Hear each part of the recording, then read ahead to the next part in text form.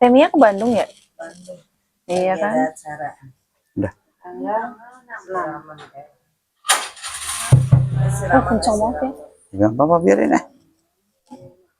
12 ya. Bismillahirrahmanirrahim. Assalamualaikum warahmatullahi wabarakatuh. Waalaikumsalam warahmatullahi wabarakatuh. Alhamdulillah, alhamdulillahirabbil alamin, wassalatu wassalamu ala ashabi anbiya'i wal mursalin wa ala alihi wa sahbihi ajma'in, amma ba'd. Yang sama-sama kita hormati ayah selaku guru di kajian ini, yang saya banggakan mahasiswi-mahasiswi cantik dan soleha. Mungkin karena ini menjelang liburan, jadi hawanya udah hawa-hawa liburan. Ikut-ikutan libur. Saya nggak libur. Puji syukur kehadirat Allah Subhanahu wa Ta'ala yang telah memberikan kita nikmat iman, Islam, terutama nikmat sehat, sehingga kita bisa hadir di kajian ini. Mudah-mudahan kita mendapatkan ilmu yang manfaat dan barokah. Sholawat serta salam semoga selalu terlimpah curahkan kepada junjungan kita Nabiyana wa Habibana Muhammad sallallahu alaihi wasallam, yang mana syafaat beliau selalu kita nantikan di yaumil kiamah nanti, dan mudah-mudahan kita selalu diakui sebagai umat beliau hingga akhir nanti. Amin amin ya rabbal alamin. Di hari ini kita akan membahas tentang alladzi yalzamu fihi niyatul imamati arba'un, ada di halaman 16. Untuk di kitab satunya ada di halaman berapa Pak? 15 paling bawah. Silakan ya.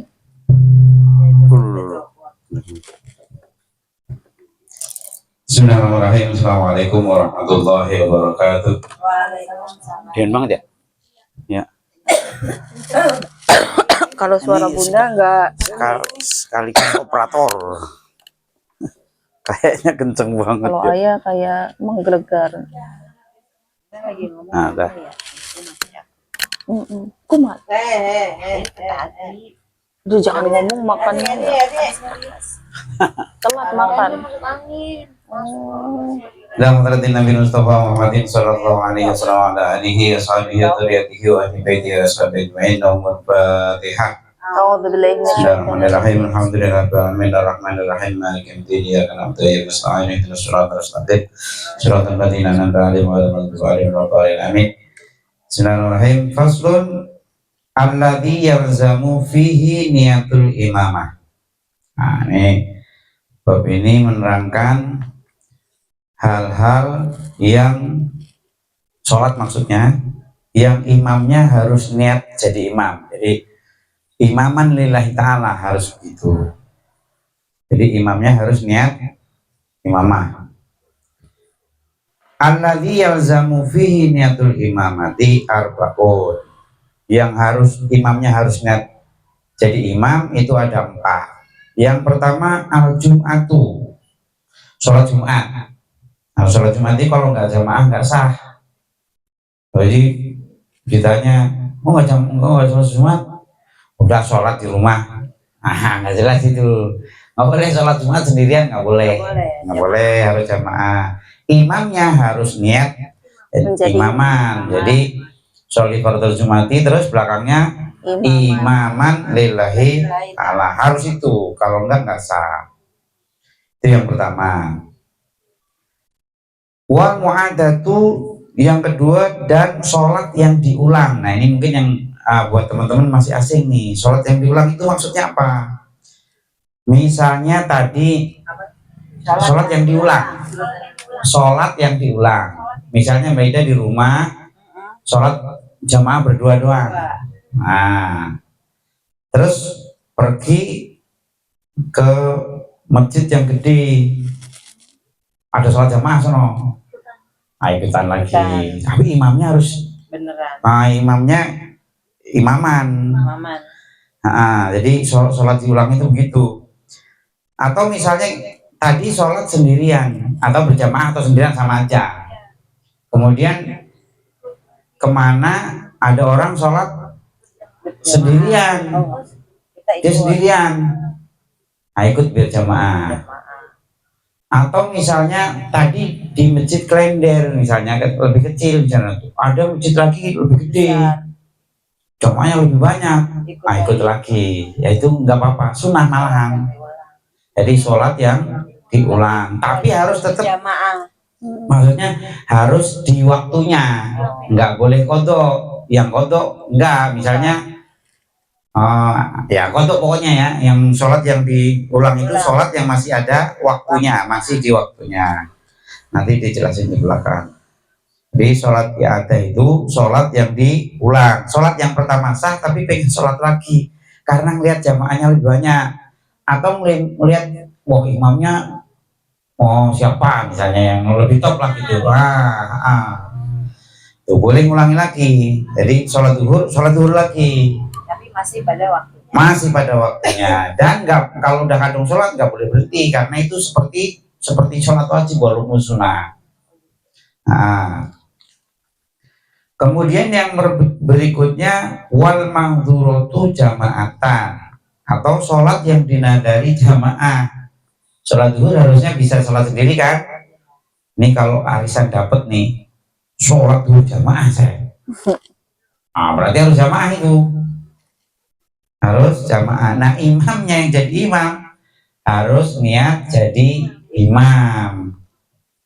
Nah kalau enggak nanti sholatnya sah tapi menjadi sholat sendirian. Nah karena nadarnya sholat jamaah berarti sholatnya sah tapi dia dosa karena sholatnya sendiri nggak jamaah.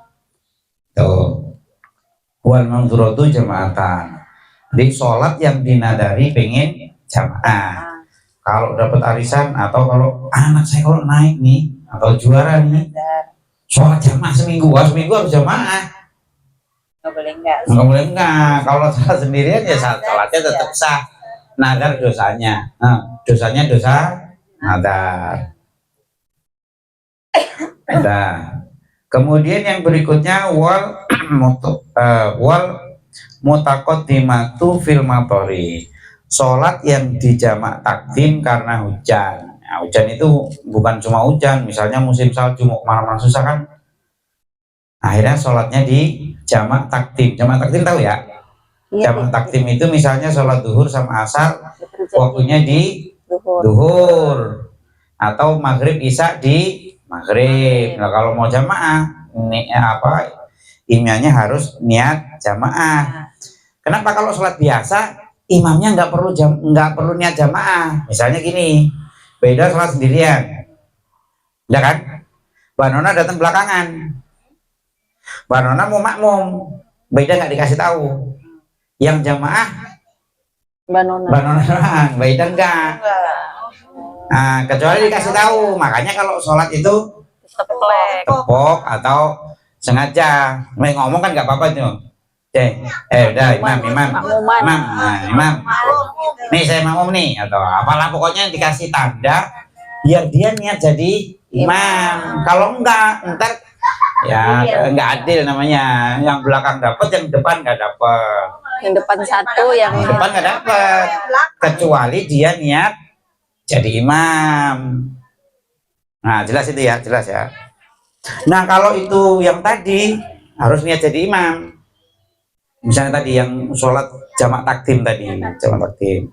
Oh dapat istilah baru kan, jamak takdim. Jadi kalau misalnya sholat isya mau disolat maghrib jamaah, imamnya harus niat jadi imam. Jadi usolli fardhu maghribi terus isya'i harus imaman, nyebutin jadi imam. Udah jelas itu ya. Nanti kalau ada pertanyaan baru.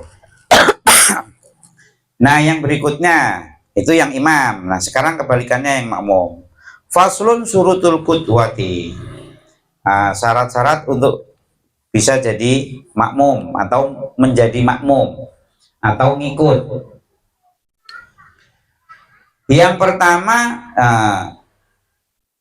ihda asyara Allah ya lama butlana sholati imamihi bihadasin au ghairihi.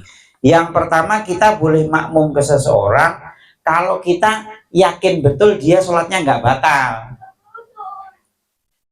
Oh hadas atau yang lainnya. Misalnya begini, tadi Mbak Ida sama Mbak Nona ngobrol kan, Mbak Nona batal sholatnya.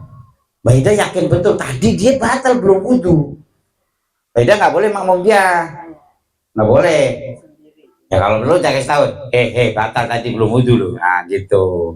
Boleh dibilangin. Ya boleh dibilangi. Kalau nggak dibilangin Mbak Ida yang kena.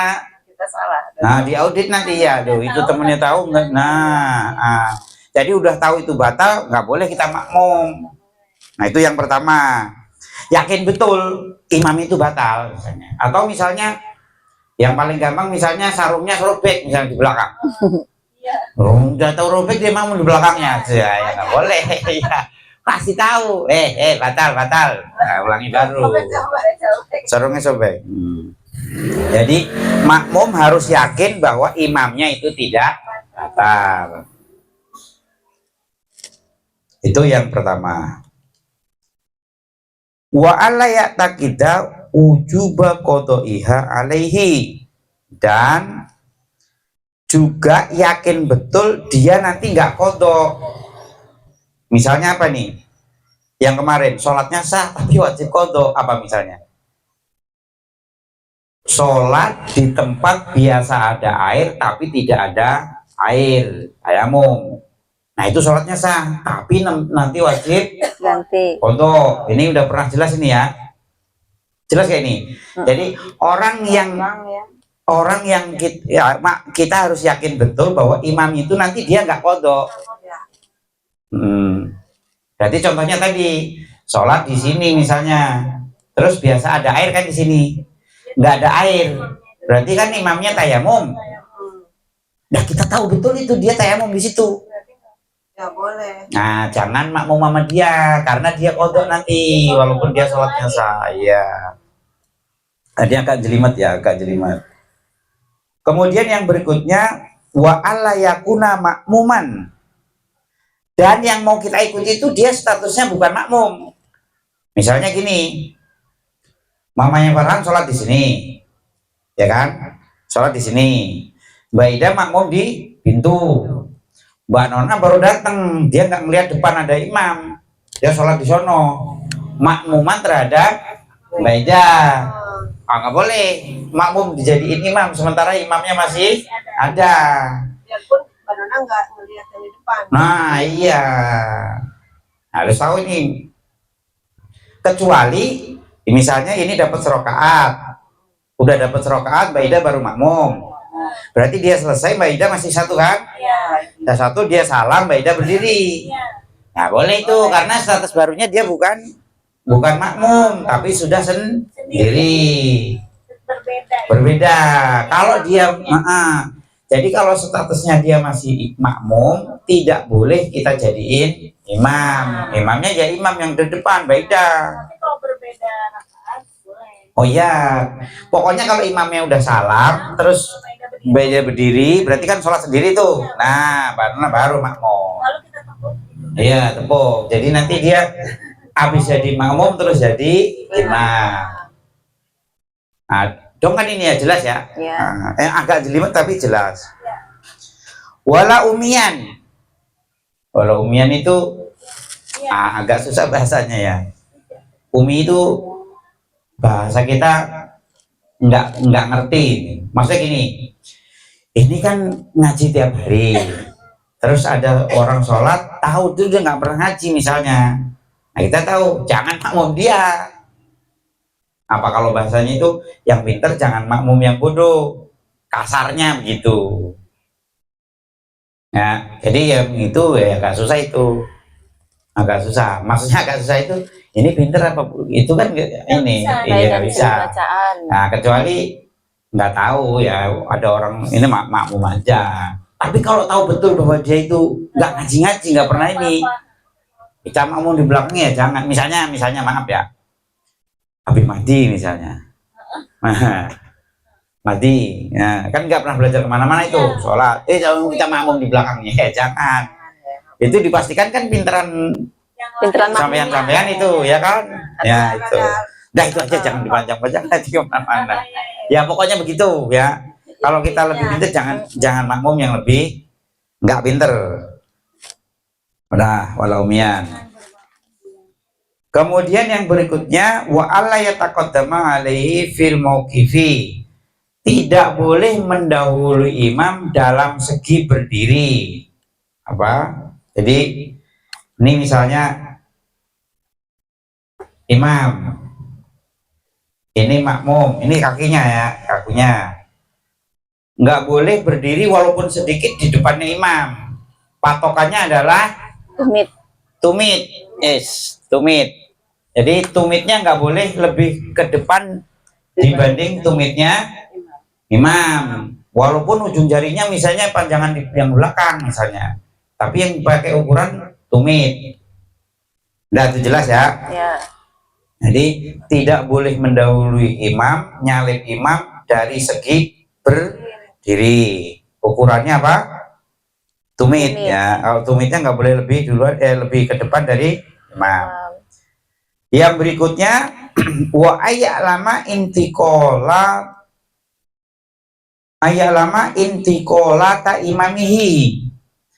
Tahu gerak-gerik imamnya, maksudnya imam ruku bisa lihat. Jadi nggak boleh nanti misalnya imamnya di depan, ono di tembok tapi nggak kelihatan. Nanti bagaimana imamnya gitu kan? Itu kecuali imamnya di sono tapi ada makmum di situ. Nah, itu nggak apa-apa. Nah, kayak sholat taraweh. Oh, iya. Nah, jadi harus tahu gerak-gerik imam. Kalau nggak tahu depan tembok misalnya kalang tembok sama sekali yang nggak bisa. Nggak boleh. Iya, nanti bagaimana? Nggak kelihatan. Kemudian seringnya nggak dengar. Nah, zuhur misalnya nggak ada bacaannya. Iya. Iya. Ini aja kan kadang terawihnya baru keluar. Iya. Oke, yang berikutnya Ngintip. wa ayastami'a fi masjidin. Maksudnya harus kumpul di masjid. Masjid ini bukan arti masjid enggak, tapi harus berkumpul satu tempat. Maksudnya tempatnya itu sama. Tempatnya satu tempat. Maksudnya apa ini? Au fi salasati mi'ati dhiro'in takriban.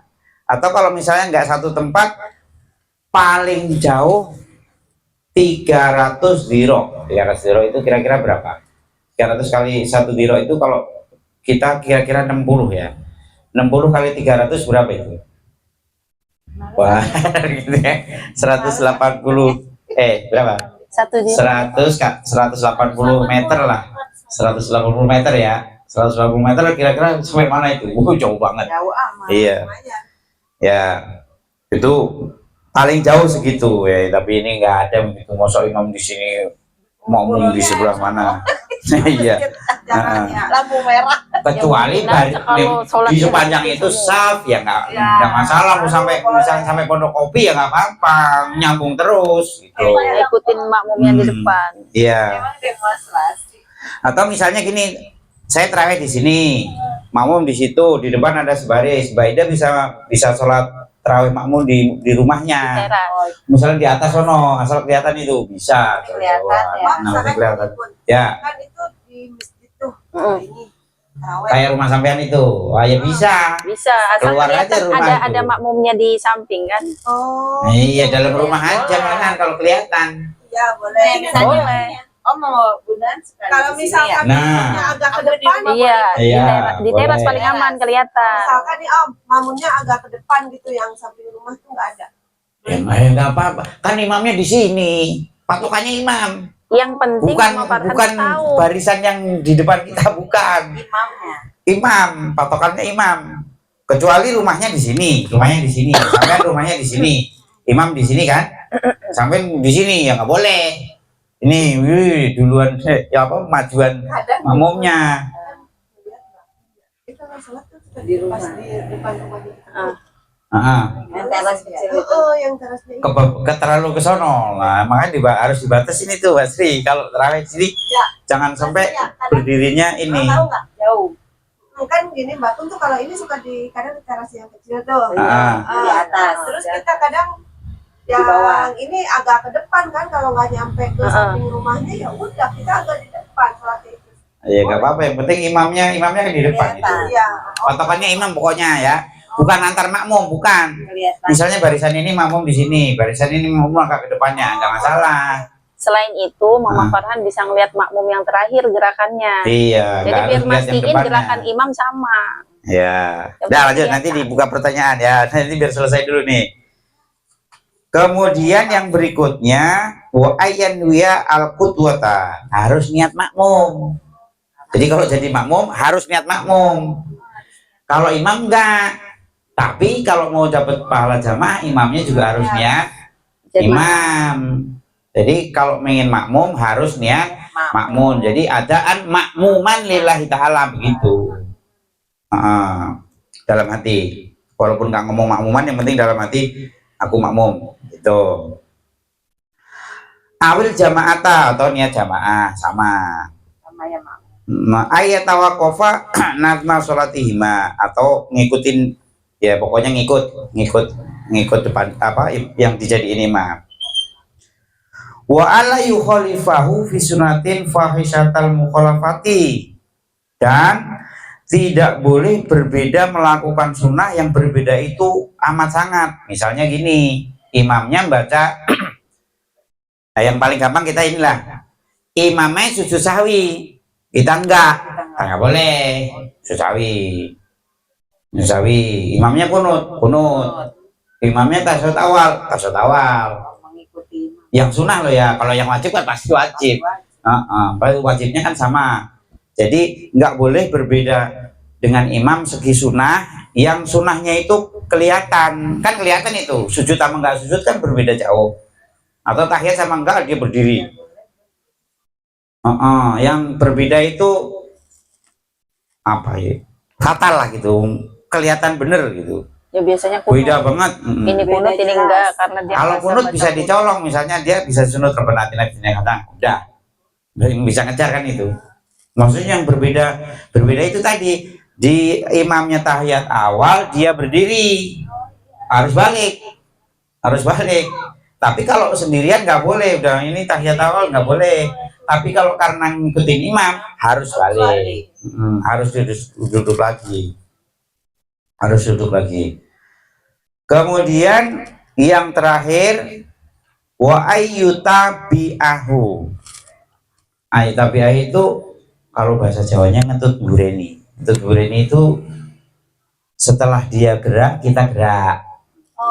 Nah, dia ruku kita ikut ruku, dia takbiratul Allah, dia berembar kita udah Allah, nggak boleh.